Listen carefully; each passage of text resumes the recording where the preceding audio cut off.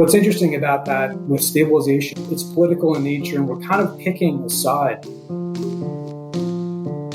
The fact remains that the U.S. government is really seized with managing the relationship with China. And I think stabilization really connects to that, because where these competitions happen is often in fragile states. Welcome to episode 25 of the Irregular Warfare podcast. I am your host, Daphne McCurdy. Today, my co-host Nick Lopez and I examine two policy initiatives, the Stabilization Assistance Review and the Global Fragility Act, that have fundamentally reshaped the way the U.S. government responds to conflict around the world, learning from the hard lessons in places like Afghanistan and Iraq.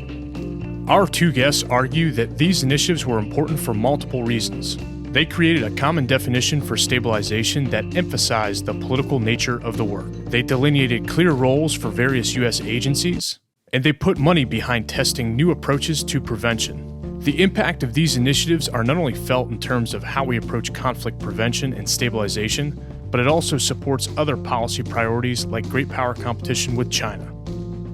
Dr. Frances Brown is a senior fellow and co-director of the Carnegie Endowment for International Peace's Democracy, Conflict, and Governance program. She previously served as Director for Democracy and Fragile States on the White House National Security Council staff and managed stabilization and political transition programs in Afghanistan, the Middle East, and Africa for the U.S. Agency for International Development's Office of Transition Initiatives. Pat Antonetti is the Director for Stabilization and Peacekeeping Operations in the Office of the Secretary of Defense for Policy.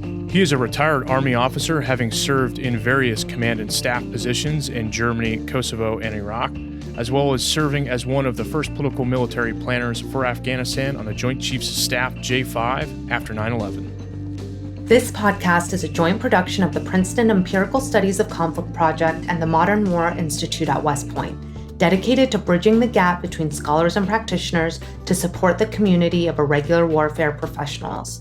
Here is our conversation with Frances Brown and Pat Antonetti. Pat and Frances, welcome to the Irregular Warfare podcast, and thank you both for joining us today. Thanks, Daphne. Look forward to the conversation. Great to be here. So we're here today to discuss the Stabilization Assistance Review and the Global Fragility Act, which are two frameworks that have been really instrumental in reshaping how the U.S. both conceives of conflict and responds to it. And I know you both have played critical roles both in and outside of government leading on these initiatives. But for our audience that may not be as familiar, could you set the scene and explain exactly what these initiatives are? And Pat, I'd like to start with you. Could you provide some background on the Stabilization Assistance Review in particular? Sure. There's a good story behind it and some context to understand that resulted in this document being published in May of 2018, but it worked and it started about 2 years before that. So my office has a requirement to produce a biennial assessment on stabilization that has been ongoing since about 2009. And we did this in 2016, in the fall of 2016. So we convened a group at the National War College and had a really interesting, eclectic mix of folks from military, interagency, academia, to include the likes of H.R. McMaster and Nadia Shadlow and some of the giants in the field. And this was in September of 2016, and we were writing the biennial assessment. A couple of things were ongoing at the same time. We had a campaign ongoing, and we knew that whoever was elected, the Obama administration was leaving, so whoever won was going to be new coming into government, and we'd have to explain what stabilization was all about if they hadn't really been following it too much. And also what was happening was the campaign to defeat ISIS in northeast Syria was in full throttle as our special operations forces and the Syrian Democratic forces we were partnered with were starting to defeat ISIS. And we were taking many of the lessons learned that were ongoing in northeast Syria, watching them play out. But we already knew those based on the study of stabilization from Iraq and Afghanistan the years before. And so the SAR did a couple things. It provided a common definition of stabilization that sort of cemented the interagency on what we were really talking about. It was really important on the Hill, particularly with our committees, when we talked about what stabilization was and to make sure we were not making some of the mistakes of lessons and learning the lessons from the past in Iraq and Afghanistan. And it also provided this framework for defense support and stabilization, wherein State Department's in the lead, USAID is a lead implementing agency, and DoD is in support, caveated by the fact that we in DoD can sometimes lead stabilization, particularly when the security environment is such that we can't get state and aid folks on the ground safely. And that risk variable is always very much in play in stabilization environments when there's fighting ongoing. And this whole idea of working by, with, and through local legitimate partners to create conditions in the aftermath of consolidating our military gains to bring legitimacy to local authorities so that we can get all the things that you need to do when the fighting's over in these communities somewhat back to normal after all the trauma they've experienced. Thanks, Pat. You mentioned that there's a definition that has been cemented under the Stabilization Assistance Review or the SAR. And I imagine that's a big deal to come to a common definition on a concept across different agencies and departments. Could you share what that definition is for stabilization? Sure. The SAR, this is, quote, "We define stabilization as a political endeavor involving an integrated civilian military process to create conditions where locally legitimate authorities and systems can peaceably manage conflict and prevent a resurgence of violence." So what's interesting about that is that it's political in nature, and we're kind of picking a side. Sometimes this can get confused with humanitarian assistance, which is impartial, and we give that to anybody and anyone who needs, be it food, shelter, comfort. But with stabilization, we're actually deciding, in this case, it was the Syrian Democratic Forces in northeast Syria and those Kurdish allies as we were reconstituting, getting essential services going in the communities that we had liberated, and then making sure that ISIS couldn't resurge, come back in those communities and kind of take advantage of the situation because there was this chaos still ongoing. And it's also interesting that as in this case, when this actual laboratory was kind of playing out in Syria, some of the humanitarians that will get on the ground and are there as we are, there's a hesitancy sometimes for them not to want to work with people in uniform. And so that's another kind of interesting aspect, because even though we might have civil affairs forces and others that are really expert at those kind of tasks and skills, to those on the ground, they see a uniform and they might think of it differently. So there can be some tension sometimes between programmers that are working for, say, USAID and the State Department on the ground and the military. And there's, some tension sometimes in the variables that are there that you have to be cognizant of and deal with. On this point about civilian-military tensions, I know this is something that the Global Fragility Act also seeks to address by delineating specific roles for DoD versus the Department of State versus USAID. And in many ways, it seems that the GFA really is building upon the great work that had already been laid down by the SAR. Francis, I'd like to turn to you. I know that you spearheaded the SAR when you were in the White House, and now more recently as a scholar, you've been focusing on the importance of the Global Fragility Act and its role in addressing a host of U.S. national security issues. So could you just give us some more background on what exactly the GFA is and how it builds on the efforts of the SAR? Yeah, absolutely. And as you say, I think the Global Fragility Act, the GFA, really is a continuation of everything Pat laid out, all the good work that occurred under the SAR, the Stabilization Assistance Review. Just to back up the story slightly, sort of my contemporary story as Pat was working in the Pentagon on these issues, there was a lot of interest from many quarters on this idea of learning lessons and not doing business as usual when it came to stabilization. I was in the White House on the National Security Council staff where I had the portfolio for stabilization and democracy. And one of the most remarkable things, to both of your points, was that we didn't really have a definition that all parts of the US government agreed on what actually stabilization means. So I think there was a widespread recognition we needed to do something to codify the way that we went about this. And as I was there at the end of the Obama administration, but as the new Trump leadership came in, there was recognition that we needed to learn lessons. So there was support from the NSC side. You often hear that victories have 1,000 fathers and defeat is an orphan. And I think that was the case with the SAR, that after the fact, a lot of quarters rightly claimed some credit for getting it over the line. In addition to all the work Pat's team did, the interagency team drafting it was really tremendous. So led out of State F, the Foreign Assistance Office, as well as State Conflict and Stabilization Operations, USAID. It was a really tremendous team. So a lot of work was done in those quarters. But then to move it forward onto how this is all led towards the Global Fragility Act, the GFA. The SAR is obviously a policy document, but doesn't lay out anything in law. So there was a recognition that it was also necessary to have a law that basically codified and elevated the U.S. government's response to conflict prevention and conflict stabilization. For many years leading up to 2019, there had been a large coalition of folks on the inside of government and the outside of government really advocating that we put a law in the books about this. This finally was passed after some tremendous work by the advocacy community, by NGOs like Mercy Corps and Alliance for Peace Building. This finally passed in December 2019. And what the Global Fragility Act does, the GFA does, is it calls for the U.S. to fund, develop, and test new ways of reducing and preventing violent conflict by addressing political, economic, and social grievances that so often lead to it in a way that's coordinated between departments, and principally USAID, the State Department, supported by DoD and other agencies as appropriate.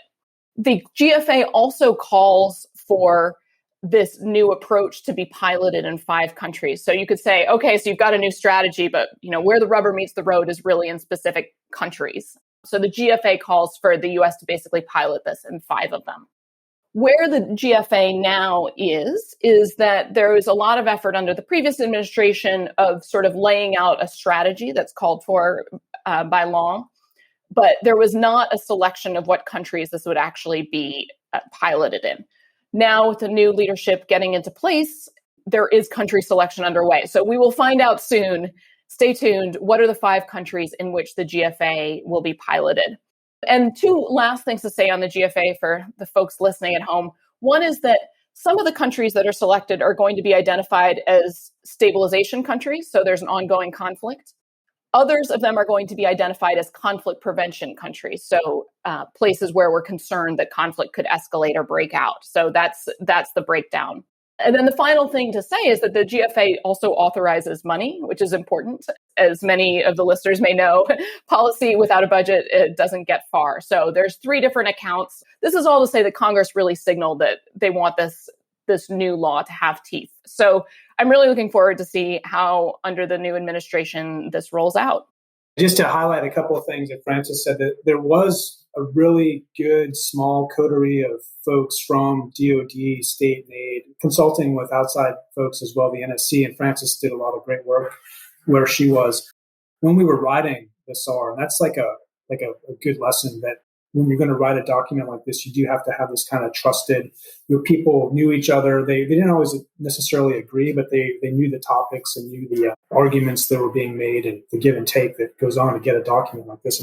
The other comment she made about the SAR being kind of this document that it's not really binding, right? It's a good statement of what stabilization is, and it's really informative.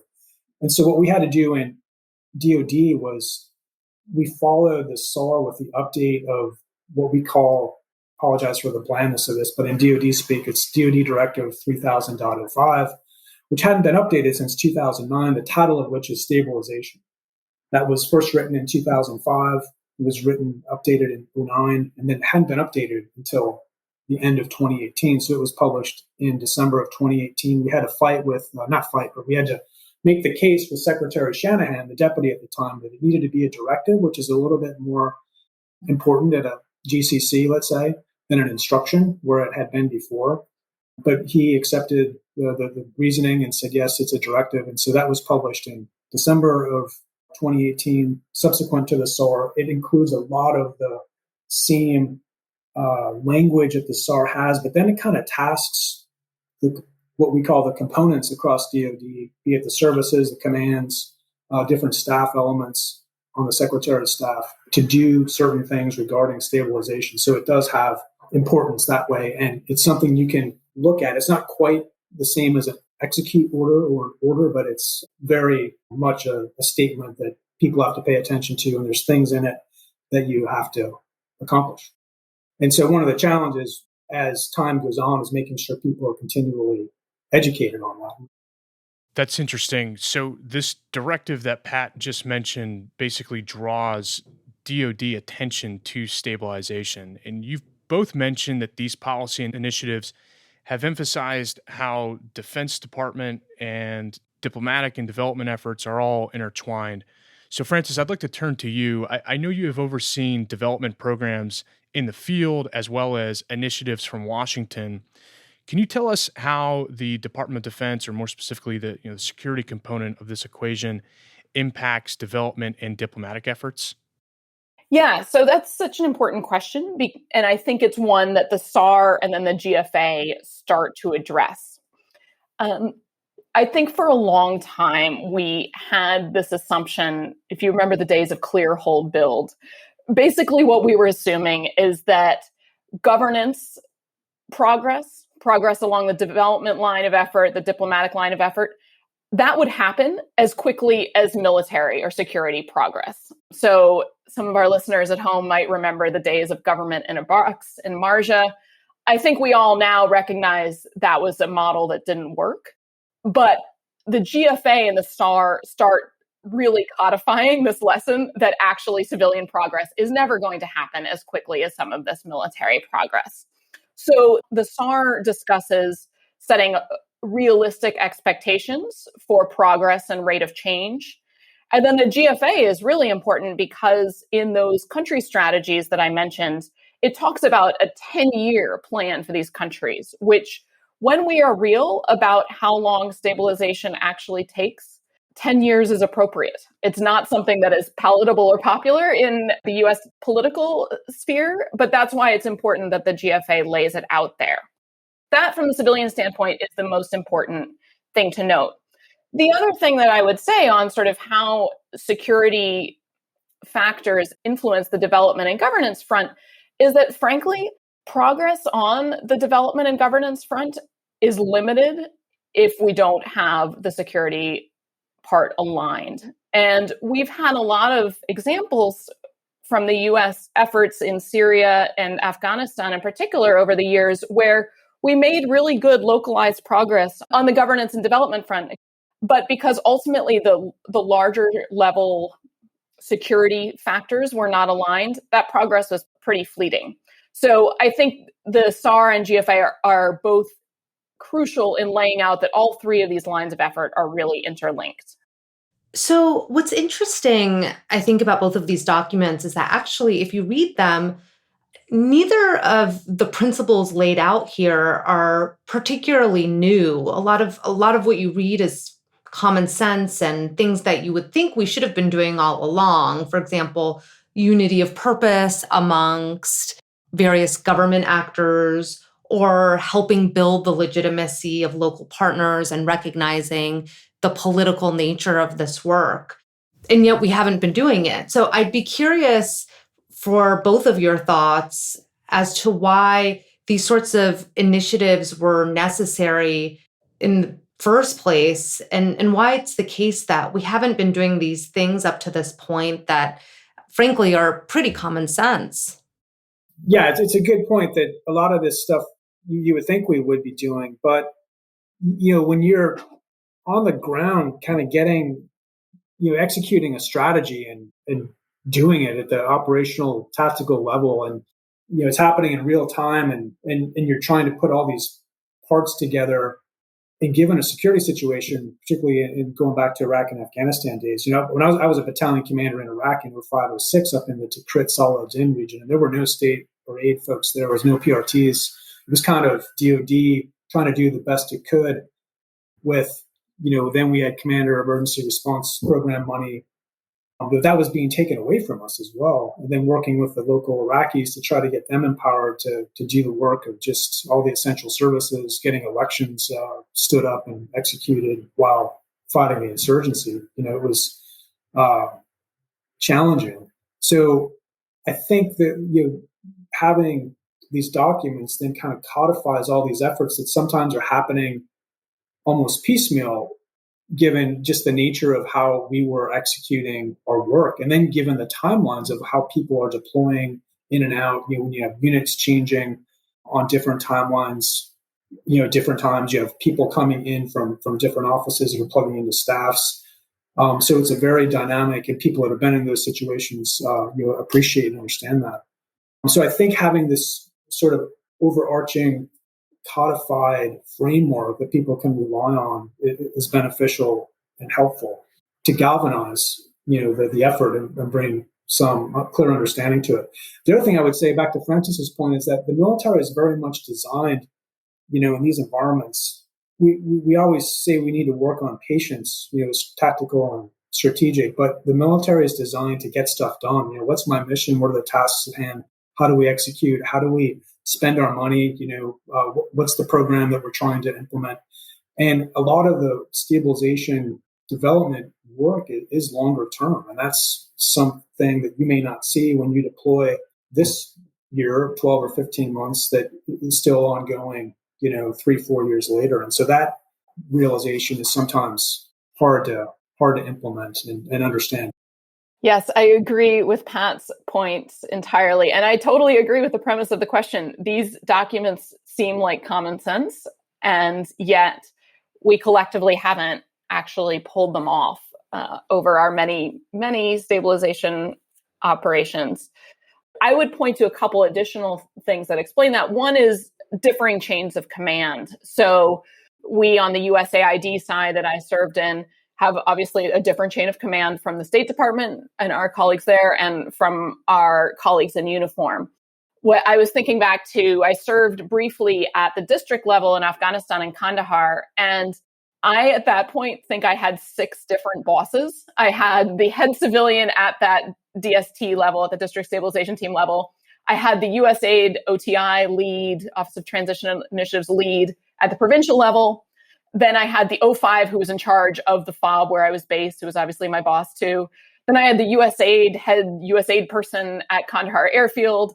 Then I had the OTI country rep up in Kabul. And then I had my bosses back in Washington. So I don't even know how many bosses that was, but you can understand how that sometimes leads to differing priorities or mixed signals. In that case, everybody was bought in general, to the idea of stabilization. It was all agreed upon at the 30,000 feet level. The problem is that stabilization actually occurs at the ground level, at the tactical level. And there's a lot of differing opinions on trade-offs and priorities at that level. And so that, I would say, never got reconciled. And honestly, I think the more USG personnel we send into a given conflict, the more challenging that problem becomes. This is not one where you can throw more people at it and it resolves itself. Actually, it's to the contrary. Where I might have only had 3 bosses in a different conflict zone, I had 6. The other point to mention on that, if our listeners harken back to the 2009, 10, 11 period in Afghanistan, is there were actually 2 master stabilization documents out that were allegedly guiding our efforts. There was one coming out of the State Department in Washington, Richard Holbrooke's shop in Washington, and there was one that was drafted by Ambassador Eikenberry and General McChrystal in Kabul. So right there, you can see sort of why we perhaps haven't been executing our mandate as well as we would. I imagine having lots of bosses definitely doesn't help.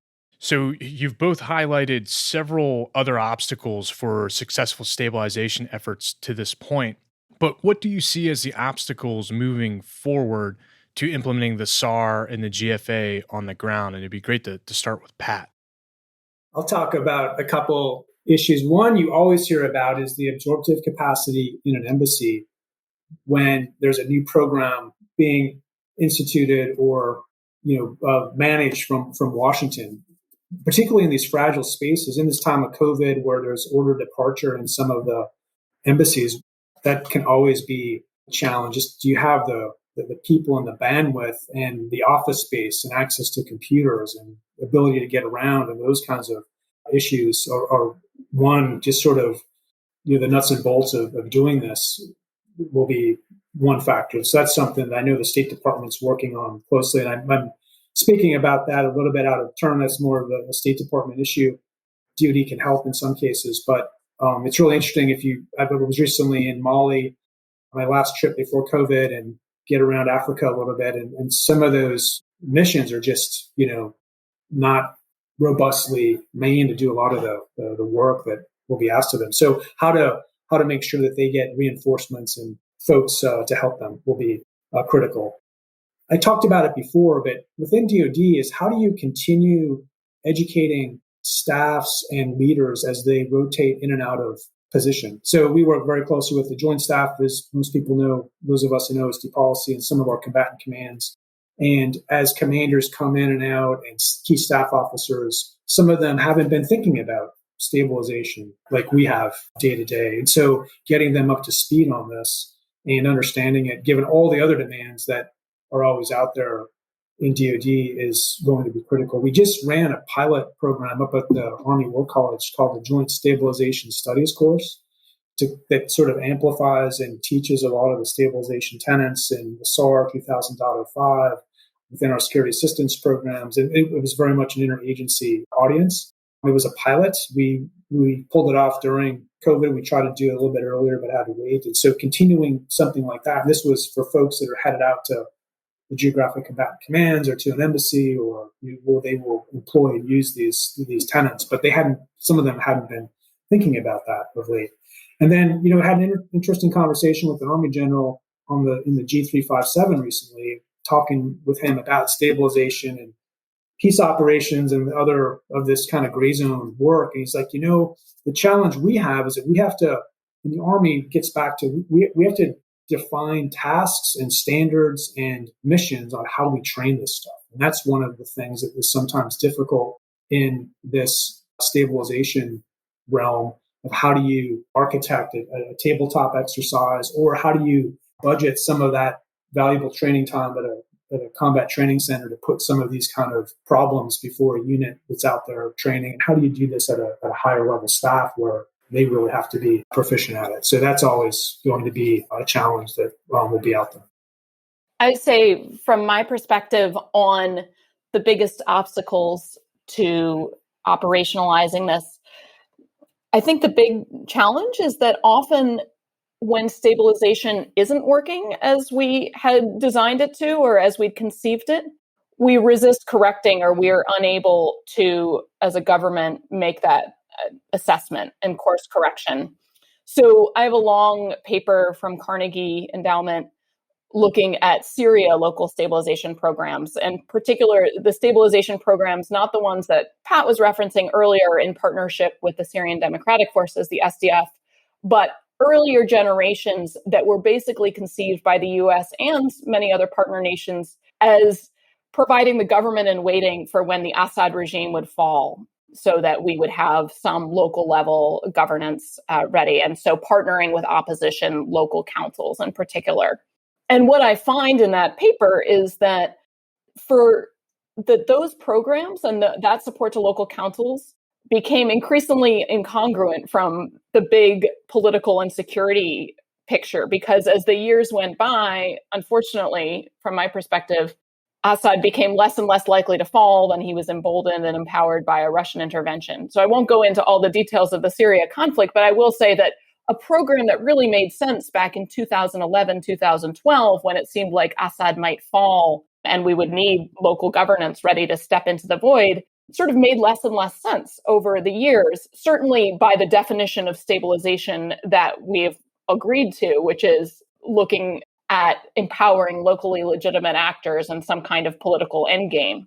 So why did we keep on supporting those programs as the years went on? What I've found is that even as the political endgame that we were trying to support became untenable, even though it looked less and less likely that Assad would fall, these programs were also doing really important humanitarian and pragmatic services to their communities. They'd become good at service delivery.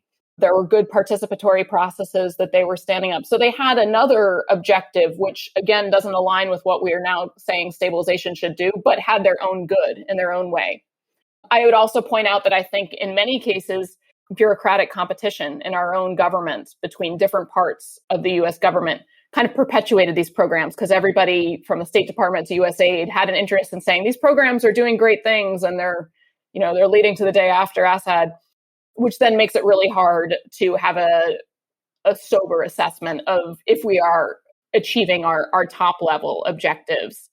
And then I'd finally say I've found a lot of perception biases fueling undue optimism when it comes to these programs.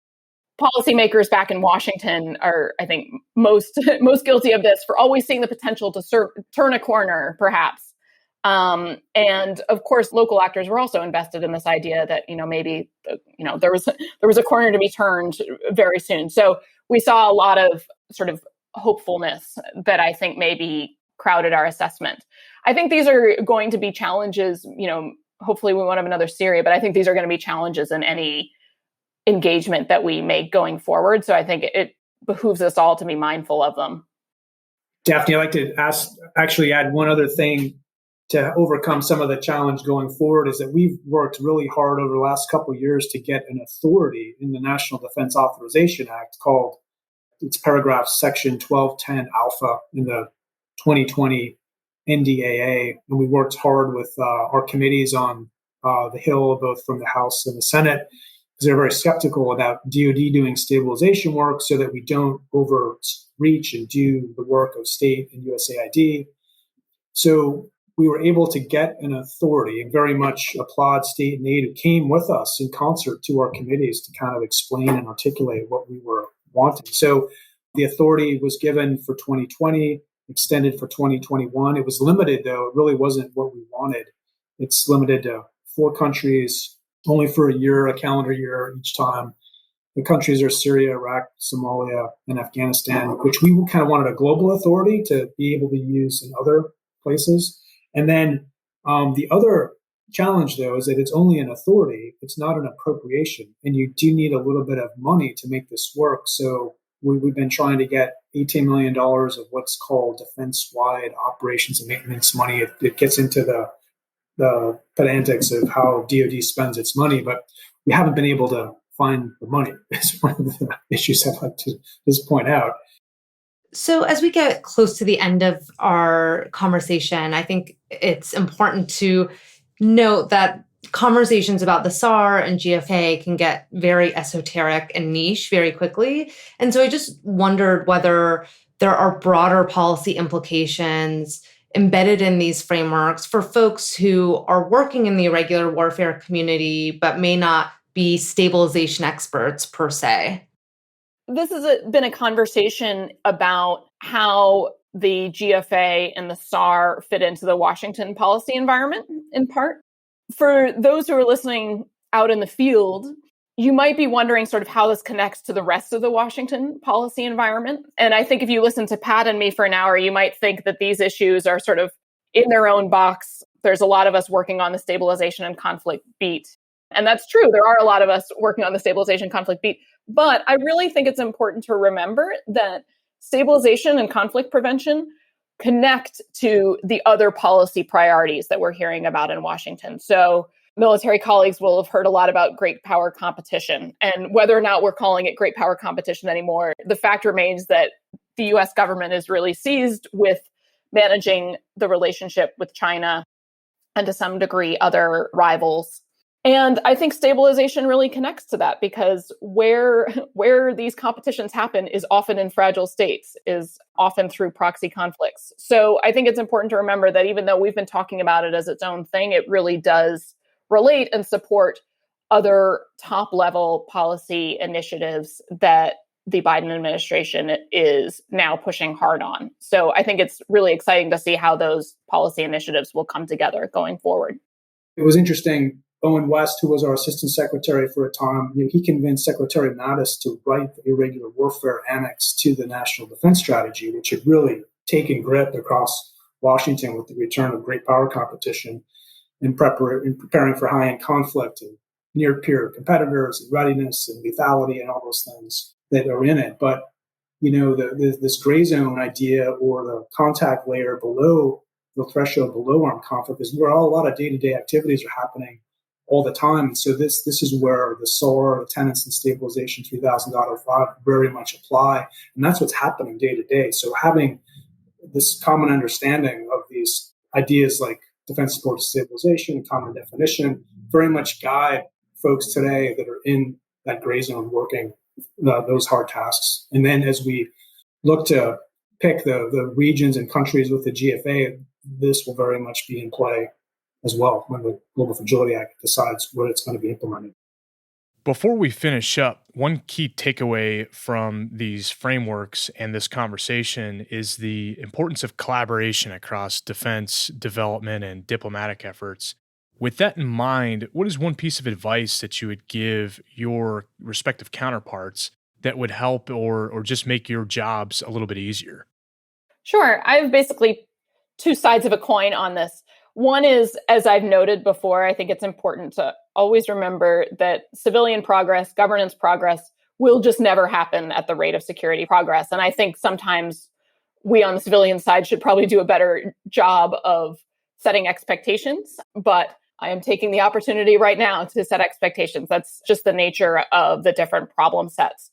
The flip side of that coin is that in my experience, when I've been co-located with military counterparts at a very local level, we see the same problem set. We agree largely on the same solution. So I think there's, for all the ideas of civ-mil tensions that are sometimes described in stabilization efforts, in my experience, I've had really productive partnerships with uniformed counterparts, particularly when we're co-located and can really look at the same map and the same local actors. So I think there's a lot of possibility there. And then the final sort of just general lesson learned that I've come to in my study of stabilization and my practice of stabilization over these many years is that stabilization can make a lot of local level progress and really exciting progress on that front with local level partners. But that will never be durable unless you have a national level plan and a national level strategy and national level conditions ultimately that are conducive to that. Otherwise, sadly, I think a lot of this progress is going to be fleeting and not durable. I think we unfortunately might see that now. We've already seen that to some extent in Afghanistan, where some of the places that I mentioned, we really did see local level progress 10 years ago, but a lot of that ends up being overturned by the security situation and the national level politics. So I think we should all bear that in mind going forward. Great. What I would say, some of the compliments, of course, what Francis said, the big one is back to patience. The military very much is mission focused and task oriented and wants to get things done. And in a stabilization environment, that can be somewhat daunting. So for our state and USAID partners would want to make sure that they understand the military kind of mindset and for our military folks to equally understand the programs that state and USAID are out and executing. The other thing is spending time together, particularly when you are deployed, or even here in Washington, we kind of try to do that pretty well. But learning about the other's organization, what tools and skills they bring to solving problems, it's really interesting. And there's really important work that each department and agency brings to the table, and understanding what those are and how to leverage them helps everybody.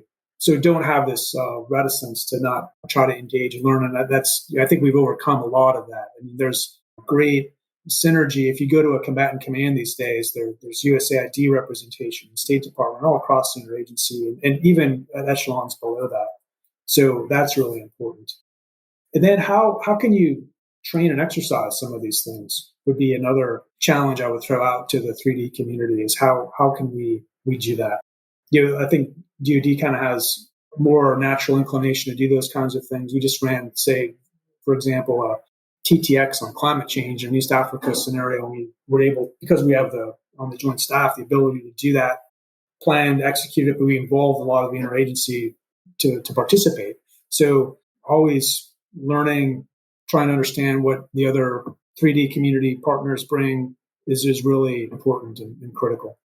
And I would also tell our DoD personnel to don't be kind of stretch yourself if you have to reach out to those teammates in the interagency to really understand what they bring to the fight.